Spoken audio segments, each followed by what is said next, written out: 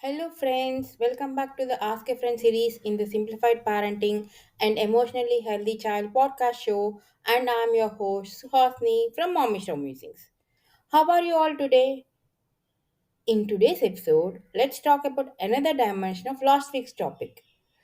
I hope you remember and you heard my last week's topic, which says, Mommy, I'm bored. The frequent question which is being asked by our kids multiple times in a day, right? So when we try to recommend other means of entertainment for our kids apart from TV or gadgets, some younger ones will come and ask, Mommy, can I watch TV for 5 minutes? I want to complete that video. Mommy, I want to watch that YouTube for 10 minutes. That is so interesting. Something like that, right? Especially with their sweet little innocent faces, the way they try to impress upon us.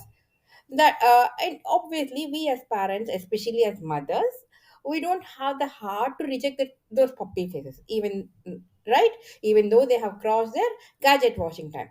In that case, what should we do you have any ideas? Yes, here I am coming with couple of ideas which I had implemented personally in my house. Obviously, the moment when they come, you will be in middle of something and you don't want to actually give them TV, so you push them back saying, your gadget watching time is already done, so to no more TV or no more iPad or no more video games for today, so you can go read a book or play something and no more gadgets, right? That is what you will tell when you're in middle of something. But the other elder kids in the house or the kids who are little more argumentative and who want to try to convince you will come back and say, see mommy, you're working, you're on the computer or you're on the mobile watching something else, so why can't I watch for 5 minutes? Kids are the best negotiators, my dear friends. Don't you all agree to that? We will not disturb you. See, if you don't give us gadgets, then only will keep coming and saying, Mommy, I'm bored. Mommy, can I do this? Mommy, can I do that? Or Daddy, can I do this? So instead, why don't you give me TV for 5 minutes? I can be at peace and you can be at peace. You can complete your work. All that negotiations will start telling me. Now, on some other more intelligent and more negotiating kids will come and say, okay, you finish off your work, I'll just go and watch some documentary, or watch some educational video or play an educational game there. Or some other kids who are into arts and crafts will come, I will go search for the new craft work that has been uploaded by that so-called YouTuber, or shall I go and learn drawing from the other YouTuber.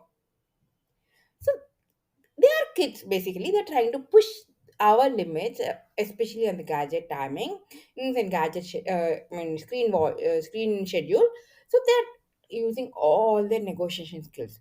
So this is the real test for us as parent, whether we are bending into their negotiations and giving into them, or we're setting up these crystal clear boundaries which are soft but at affirmative for them, that they cannot basically cut short these boundaries and have an excessive screen time.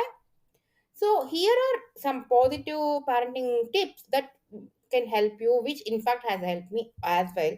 Is that the first and foremost thing what I've done after having discussed and agreed upon a screen schedule in my house is to sit down with my child, prepare a screen schedule poster which we had stuck it in his excuse me, bedroom door, so that he will not that reminder is always there in front of his eyes, and he cannot definitely have much say in that, isn't it? Then second thing what I do is, as soon as he finishes his scheduled screen time, I just go mark it with other another color pen saying like, yes, he's completed it for today. So that means there is no other negotiation, there is no room for further negotiation. And on top of it, to encourage alternative screen time activities, at that moment, instead of racking your brain, I always keep a busy bag kind of thing or a choice jar placed next to me, so that whenever my child comes, I ask him to pick up something from that busy bag or the choice jar.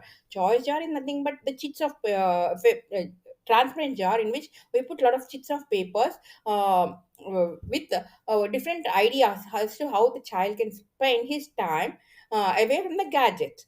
Or the busy bag is a bag which contains different worksheets, different puzzles, sudoku, word games, or riddle books, coloring books, like something like that, which we should do when our kids are toddlers and when we're going out for a long train journey or long drives. We should take these busy bags, right? In the similar way, I also prepare, depending on the age and the interest of my child, like prepare these busy bags with a couple of worksheets, which can be either from their class subjects or the general knowledge worksheets, which are available freely on the internet at different places.